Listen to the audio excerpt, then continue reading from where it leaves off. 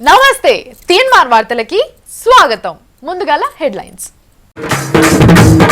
నీళ్ల దోపిడీకి తెగిడిచిన ముఖ్యమంత్రి, కాంట్రాక్ట్ల మీద కన్నేసిన సీఎం తమ్ముడు,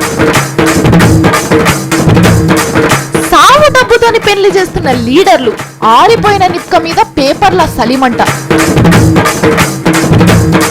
ఒకటే సభల ఇద్దరు ప్రధానమంత్రులు, సర్దార్ వల్లభాయ్ పటేల్ చెరిసగం పొత్తు,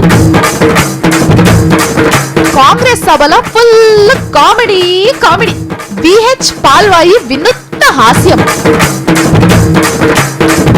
మళ్ళీ ఏందో కథ చెప్తున్న కేంద్రం, ఓడిచిన పేరంటానికి అఖిల పక్షం. పాలమూరు జిల్లా గద్వాల్ అన్నమ్మ ఇంటికాడ తెలంగాణ కాంగ్రెస్ పార్టీ వాళ్ళందరూ కలిసి సభ పెట్టుకుండ్రు. చూసిండ్రా అందరూ? ఎవరెవరు వచ్చిండ్రు, ఏం కథ, అంత మంచిగా నడిచిందా?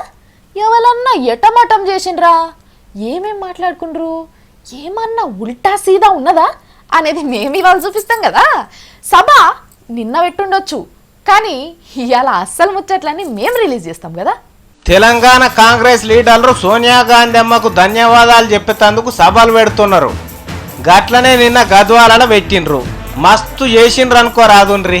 గంటల కమానం నడిచిన సభను చూపించుడు అయ్యే పని కాదు కాబట్టి అందులో జర్రంత ముచ్చట చూపిస్తాం చూడుండ్రి. సోనియా గాంధీ గారికి ఘనంగా కృతజ్ఞతలు చెప్పాలని జానారెడ్డి సారు పలుగురాలు నవిలిండు చూడుండ్రి. ఇక రాళ్ళని పండ్లతోని పరం చేసినాక ఇగో ఎడమ చేతితో నోట్లే ఇరికినాయి, ఇవతలి గుంజిండు. పరిశుద్ధుడివి సారు నువ్వు. ఇంకా నవ్వుతున్నాడు చూడు. అయ్యా జానాలు, ఇక చూడు, నువ్వు నోట్లే ఏలు పెట్టుకుంటుంటే మీ జిల్లా లీడర్లు నేను చూసి నవ్వుతున్నారు. వీళ్ళ కథ ఇట్లుంటే ఇక హనుమంతు దొరకొడుకు ఎట్లా అన్నాడు చూడు. ఓ హనుమంతు, ఓ మనిషి, అరే రామచంద్ర, సభకు వచ్చినవా నిద్రపోయేందుకు వచ్చినవా? ఓ సారు, ఓ అయ్యా,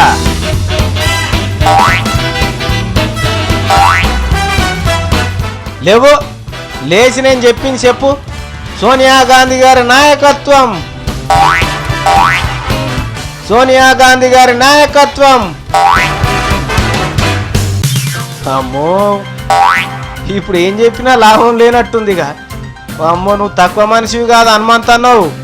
అరే గిన మన పాల్వాయి గోవర్ధన్ రెడ్డి తాత కాదు? ఆహా తాత, తెలంగాణ తెచ్చి తెచ్చి కష్టపడ్డావని నిద్రపోతున్నావా? లేవా? ఓ రాజాలు, ఏంది నువ్వు తొంగి చూస్తున్నావు? చక్కగా కూసో. ఏమైంది చెవులా? నీళ్ళు పోయినా తానం చేస్తున్నప్పుడు? హరే రామచంద్ర, మళ్ళా అదే చెయ్యి నోట్లో పెట్టినవా? జానారెడ్డి సారుకు పోటీ అయింది నువ్వు. జరన్ని నీళ్ళు తాగు. అగ చూడు, సర్వే సత్యనారాయణ సార్ వస్తున్నాడు. నమస్తే కొడుకా, కలువ అందరినీ. ఏంది సభలో ఏదో తక్కువ అయినట్టు కనబడుతున్నది? ఇదే లోటు. ఇప్పుడు నిండు కుండ లెక్క అయింది సభ. మెల్లగెక్కు.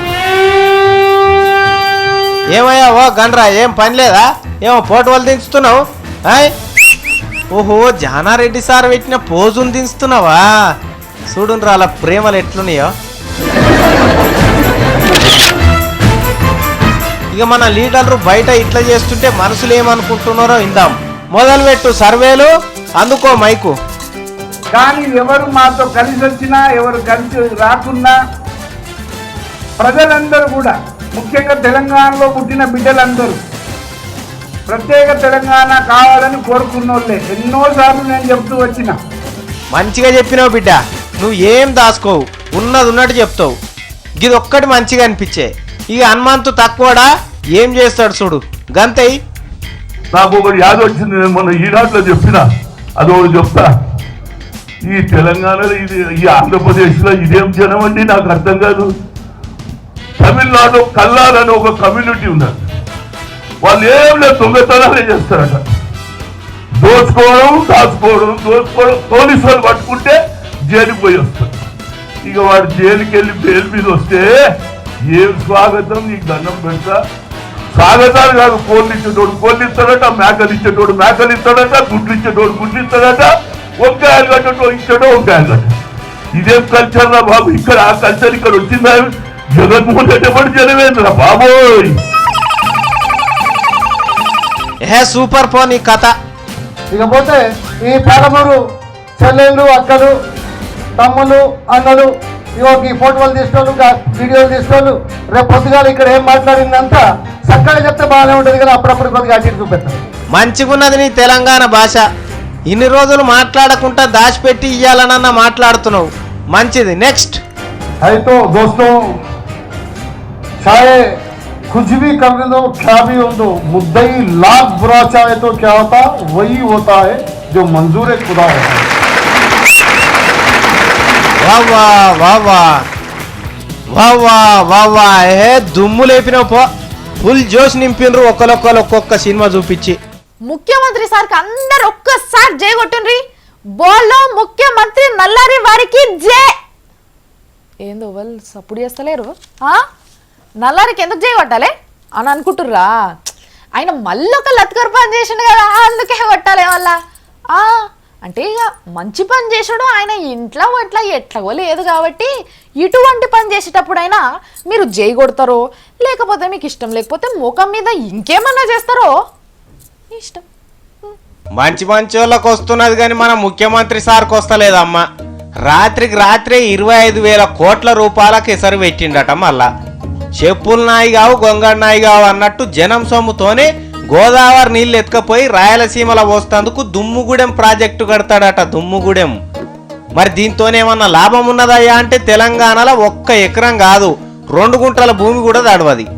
కానీ ప్రాజెక్టు కట్టి నీళ్ళు ఎత్తుకపోయేందుకు తెలంగాణలో ఉన్న 25,000 ఎకరాల భూమి ఇయ్యాలే. చూడుండ్రు ఎట్లున్నదో కథ. ఇదివరకే దీంతో తెలంగాణకు బుడపై సాందాన్ లేదని మొత్తుకుంటే ఆపేసిండ్రు. మళ్ళా మొన్న రాత్రి ముఖ్యమంత్రి సార్ అట్లెట్లా అని అలా తమ్ముని ముంగట పెట్టి 25,000 కోట్ల రూపాయల కాంట్రాక్టుకు మంగళారతి పట్టిండట. దుమ్ముగూడెం ప్రాజెక్ట్ అంటే గోదావరి నీళ్లతో ఏర్పాటు చేసి ఖమ్మం నల్లగొండ జిల్లాల శివార్ల పొంటి కాల్వలు దవ్వి ఆడికెళ్ళి నాగార్జున సాగర గోదావరి నీళ్లు కలిపి ఆడికెళ్ళి మళ్ళా శ్రీశైలం మీదకెత్తి ఆడికెళ్ళి పోతిరెడ్డిపాడు మీదకెళ్ళి రాయలసీమకు తరలిచ్చే బ్రహ్మాండమైన కార్యక్రమం ఈ దుమ్ముగూడెం నాగార్జున సాగర్ టెయిల్ ప్యాండ్ ప్రాజెక్టు.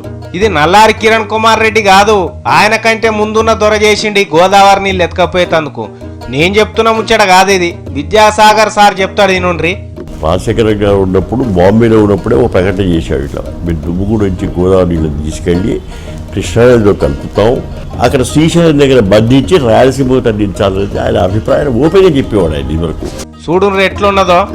దొంగలు ఊరు మంచుకున్నట్టే చేసిండ్రు అంతా కలిసి. ఇక తెలంగాణ రాష్ట్రం ఇడిపోతున్నదని తెలవంగానే ఇప్పుడున్న సిద్ధప్ప కిరణాలు రాత్రికి రాత్రి నీళ్ళు ఎత్తుకపోయేందుకు సంతకాలు పెడుతున్నాడట. ఎవనయ్య సొమ్మని కడుతున్నారు ప్రాజెక్టులు. వద్దని మొత్తుకుంటే వదిలేసిన ప్రాజెక్టును మళ్ళా రాత్రిపూట సంతకం పెట్టి తమాషా చేసినవంటే ఏమన్నట్టు? తెలంగాణ సీమాంధ్రోల నడుమ పంచాయతీ పెట్టి కొట్టుకోవాలన్నట్టే కదా. మనిషివేనా నువ్వు? షీల్డ్ కవర్ చినిగిపోతే గాని ఆగేటట్లేవుగా తాత. ఇదే ఇంత చక్కదనం ఉన్నదంటే ఇంకా ఏం చేసిందంటే ఎరికేనా? సోనియా గాంధీ అమ్మకు ఉత్తరం రాసి నన్నే 2014 దాకా ముఖ్యమంత్రిగా పెట్టు, ఇట్లు నల్లికుట్ల నల్లారని చెప్పిండట. వామ్మో వామ్మో, ఇప్పుడే ఇట్లా చేస్తున్నాడు. నిన్ను 2014 దాకా ముఖ్యమంత్రిగా ఉండుమంటే మొత్తం రాష్ట్రాన్ని అమ్మేసి బెంగళూరులో హోటళ్లు పెట్టుకునే తట్టే కనిపిస్తున్నావు. వద్దు మన్యం దొరా వద్దు. నీ లత్కోర్ పనుల దానికి నీ తమ్ముళ్ళ తబల వద్దు సామి, ఇడిచిపెట్టు. ఈ రాష్ట్రాన్ని జనగలెక్క వట్టినవు, అందిన కాడికి దోసుకుంటున్నావని జనం తిడుతున్నారు. ఇట్లా చేస్తున్నాడు చూడుండ్రి. ఒక్క రాత్రిలోనే 25,000 కోట్ల రూపాయలంటే ఏమన్నట్టమ్మా? జర అర్థం చేసుకోండి. ఇలా తాతల సొమ్మ, ఇలా అయ్య సంపాదించిన సొమ్మ. మా టీవీలోల మీద పేపర్లోల మీద ఎవరన్నా కేసు పెట్టి తప్పు చేసిండ్రు అని అరెస్ట్ దాకా తీసుకుపోయినరి అనుకో, ఓ డక్కయ్య ఉమ్మయ్య అంత రోడ్ల మీదకి ఎక్కి శాంతి పావురాలు ఎగిరేస్తారు గాలికి. పత్రికా స్వేచ్ఛకు సంఖ్యలు సిగ్గు సిగ్గు అని నోరు బొంగురు అయ్యేటట్టు చెప్తారు. మరి పత్రికా స్వేచ్ఛ అంటే ఏంటిది? కళానికి సంఖ్యలు ఎందుకు పడుతున్నాయి? ఇలా శుద్ధపూసెవరు, దద్దమ్మలెవరు? చూడు నీ స్టోరీ అర్థమవుతుంది. చింత దచ్చినా పులుపు జావదంటే దాని గుణం అసొంటిది. కానీ మన సీమాంధ్ర లీడర్లకు వాళ్ళ కరపత్రాలకు ఇంకా సమైక్యాంధ్ర మీద ఆశ చచ్చిపోతలేదు. హోంశాఖోళ్ళు మంత్రుల కమిటీకి ఒక రిపోర్టు పంపినరు. అది 85 కమ్మలల్లో రాసి పంపినరు. పనిలే పని టీవోలకు కూడా పంపి చెక్ చేసుకున్నట్టున్నారు. 85 పేజీల ఉత్తరం లీక్ అయితే దానికి సీమాంధ్ర లీడర్లు టీవీలోళ్ళు పేపరోళ్ళు కలిసి ఇంకో 5 కమ్మలు జోడించి ఇగో తెలంగాణ ఆగిపోతున్నది, ఇగో ఆగిపోయింది, అగో ఆర్టికల్ 370D అడ్డం పడ్డదని గాయి చేసిండ్రు. మరి హోంశాఖ వాళ్ళు ఇచ్చిన నివేదికల తెలంగాణ రాష్ట్రం ఏర్పాటు చేసేందుకు ఆర్టికల్ 371Dని ఉత్తగానే సవరించొస్తుంది, అట్లనే హైదరాబాద్ నీళ్లు నిధుల ముచ్చట కూడా ఎట్లా చేస్తే అయిపోతుందో అని క్లియర్ కట్గా రాసి పంపితే దాంట్లో అర్థాలు మార్చి పదాలు మార్చి దానికి ఎర్రగీతలు తలిగించి ఇగో మా చేతులుంది అగో మా చేతులుందని గమ్మత్ చేసిండ్రు. అసలు ముచ్చట ఏందంటే వాళ్ళు గుండెలు వరిగేటట్టు చెప్తున్న ముచ్చట్ల గురిగింజంత నిజం కూడా లేదని బయటపడ్డది. కావాలంటే మళ్ళొక పారి నుండ్రి. అవును భర్తూ జర చెప్పుకోడుక ఏమైందో. మల్లన్న అసలు ఏం జరిగిందంటే తెలంగాణ అంశంపై ఏర్పాటైన కేంద్ర మంత్రివర్గ బృందానికి హోంశాఖ ఒక బ్యాక్గ్రౌండ్ నోట్ ఇచ్చింది. ఆ బ్యాక్గ్రౌండ్ నోట్లో 85 పేజీల్లో తెలంగాణ రాష్ట్ర ఏర్పాటు సందర్భంగా ఎటువంటి సమస్యలు ఉత్పన్నమవుతాయి, వాటికి ఏ విధమైన చర్యలు తీసుకోవాలి, ఈ అంశాలన్నింటి మీద కూడా 85 పేజీల రిపోర్ట్లో ఉంది. అంటే హైదరాబాద్ కానీ 371D ఆర్టికల్లో ఎటువంటి మార్పులు చేయాలి, అదేవిధంగా విద్యా ఉద్యోగాల్లో ఏ విధంగా ఉన్నాయి, తెలంగాణలో మెడికల్ కాలేజెస్ ఎన్ని ఉన్నాయి, ఇంజనీరింగ్ కాలేజెస్ ఎన్ని ఉన్నాయి, సీమాంధ్రలో ఎన్ని మెడికల్ కాలేజెస్ ఉన్నాయి, ఎన్ని ఇంజనీరింగ్ కాలేజెస్ ఉన్నాయి, ఇవన్నీ వివరాలతో ఒక బ్యాక్గ్రౌండ్ నోటు కేంద్ర హోంశాఖ మంత్రివర్గ బృందానికి అందజేసింది. అయితే ఈ 85 పేజీల నివేదికపై పెద్ద దుమారం జరిగింది. సీమాంధ్ర నేతలు, ముఖ్యంగా సీమాంధ్ర నేతలు ఒక 5 పేజీల డాక్యుమెంట్, ఇప్పుడు మనం చూపిస్తున్న 5 పేజీల డాక్యుమెంట్ సృష్టించి ఆ 85 పేజీల్లో ఉన్నదంతా తెలంగాణకు అడ్డంకులే, తెలంగాణ ఏర్పాటు కష్టమనే హోంశాఖ చెప్పినట్లు వాళ్ళంతా కూడా సృష్టించారు. 5 పేజీల నివేదికలు ఏమన్నారంటే తెలంగాణ కావాలంటే ఆర్టికల్ 371Dని ఖచ్చితంగా సవరించి తీరాల్సిందే, సవరించకపోతే తెలంగాణ రాష్ట్ర ఏర్పాటు సాధ్యం కాదన్నారు. నిజానికి 85 పేజీలు చదివితే కనుక ఎవరికైనా అర్థమవుతుంది ఏంటంటే 371Dని సవరించాలి అని చెప్పారు తప్ప 371Dని సవరించకపోతే రాష్ట్ర విభజన సాధ్యం కాదు అని చెప్పలేదు. అదేవిధంగా 371D ఆర్టికల్ 4 ద్వారా సింపుల్ మెజారిటీతో కూడా చేసుకోవచ్చు అని చెప్పినప్పటికీ 5 పేజీల్లో మాత్రం తెలంగాణ ఏర్పాటుకు 4 ప్రధాన అడ్డంకులు. ఒకటి ఆర్టికల్ 371Dని సవరించందే రాష్ట్ర ఏర్పాటు కాదు అని ఒక వాదన వినిపించారు. ఈ 5 పేజీల డాక్యుమెంట్లో ఆ 85 పేజీల్లో చెప్పిన దాన్నంతా కూడా వక్రీకరించే ప్రయత్నం చేశారు మల్లన్న. ఇన్నరా, ఇది అస్సలు ముచ్చట. హోంశాఖ నివేదికల దొంగ కాయిదాలు పెట్టి పరిశాన్ చేసిన సంగతి కూడా బయటపడ్డది. ఓకే, తెలంగాణ బిడ్డలకు వచ్చిన తక్లీఫ్ ఏం లేదు కానీ ఈ పేపరోళ్ళు టీవీలోళ్ళు కొందరు సీమాంధ్ర లీడర్లు ఇట్లా ఎందుకు చేస్తుండొచ్చు? అంటే తెలంగాణ ముచ్చట ఆగిపోయిందని జరసేపు లొల్లి పెడితే బాధతోని మళ్ళొక్క 10 మంది బిడ్డలు గుండె ఆగి సస్తారేనా? ఏంది మరి ఇలా కథ? ఇక తెలంగాణ మీద నిజాలు చెప్పేటోళ్ళు లేకపోతే వీళ్ళు చెప్పినే నిజాలని నమ్మవలసిందే కదా. తెలంగాణ ఆగిపోయే తందుకు ఏడనన్నా సందు దొరుకుతుందేమోనని కంటి మీద రెప్పబడకుండా చూస్తున్నారు కొంతమంది. అయినా హోంశాఖ అంటేనే రక్షణ, ఆ శాఖ కాయిదాలకే రక్షణ లేకుండా మంది చేతులలో చేరుతున్నాయి అంటే మరి అందులో పని చేసే లగడపాటి అసొంటి సానుభూతుల పనా లేకపోతే ఏంది కథ అనేది అర్థమైతలేదు. కానీ గింత ఓర్వ లేకుంటున్నారు చూడు. ఏమైతే తెలంగాణ రాష్ట్రం వస్తే ఈ పేపరోళ్ళు టీవీలోళ్ళు బువ్వ గుంజుక తింటున్నట్టే చేస్తున్నారు. మాతాన్నే ఉండి మమ్మల్ని గింత గోసబెట్ట చూస్తుంటే రేపు మీరు మేము బాయ్ అనుకునే పరిస్థితి ఉంటుందా చెప్పుండ్రి అని అడుగుతున్నారు జనం. ఇక ముంగడ కూడా గిట్లనే తెలంగాణ రాష్ట్రం ఆగిపోతున్నదని ప్రచారం చేస్తారు. వీళ్ళు చేస్తారు, ఎప్పటికైనా చేస్తూనే ఉంటారు వీళ్ళు. మీరేం భయపడకుండ్రి, అవి జర జాగ్రత్తగా గమనించుండ్రి, మీరేం భయపడకుండ్రి తెలంగాణ ముచ్చట్ల, సరేనా? జర వీళ్ళను కంట్లో పెట్టుకొని చూస్తుండ్రి, మంచిది. మరి తూర్పు పడమర్లకు ఒక్కింట్లో కూర్చొని తిండి తింటే ఎట్లుంటదో నిన్న గుజరాత్లో జరిగిన ముచ్చట కూడా అట్లనే కనిపిస్తుంది. భవిష్యత్తు కళల ప్రధానమంత్రి, ఇప్పుడున్న ప్రధానమంత్రి ఇద్దరు సుట్టం సూపుకొచ్చి మాట ముచ్చట లేకున్నా పక్కపొంటి కూర్చొని ఒకటే పలకరించుకున్నాడమ్మా. పబ్బబ్బబ్బబ్బా, లీడర్లంటే ఇట్లుండాలి, మనసులో ఎంత కోపమున్నా బయటికి మాత్రం ఇట్లా కనిపించాలి అని సూపియా పోయి ఇట్లా దొరికిపోయినరు. కానీ నరేంద్ర మోడీ సారు మన్మోహన్ సింగ్ సార్లను ఎన్నటికి ఒక్క స్టేజ్ మీద చూడలేము అని ఎవరైతే అనుకున్నారో అందరు ఆశ నిన్న నెరవేరింది అనుకోరాదుండ్రి. గుజరాత్లో సర్దార్ వల్లభాయ్ పటేల్ సార్ పేరు మీద మ్యూజియంను సురువు చేస్తేందుకు వచ్చిండ్రు ఇద్దరు. ఒక్కటే తాన కూర్చున్నారు, గుసగుస పెట్టుకున్నారు. నువ్వు నన్నెంత తిట్టాలి, నేను నిన్నెంత తిడతాను కావచ్చు. సర్దార్ వల్లభాయ్ పటేల్ మా రక్తమే మా జాగిరే అని నరేంద్ర మోడీ సార్ ముందుగాల మొదలు పెట్టిండు. దేశానికి ముందుగాల ప్రధానమంత్రి కావాల్సినోడు, కానీ నెహ్రూ కానియలేదని చెప్పకుండానే జనానికి అర్థమయ్యేటట్టు చేసిండు. కాంగ్రెస్ పార్టీకి సర్దార్ వల్లభాయ్ పటేల్కు ఏం సంబంధం లేదని చెప్పుకొచ్చే పని చేసిండు అనుకోరాదు.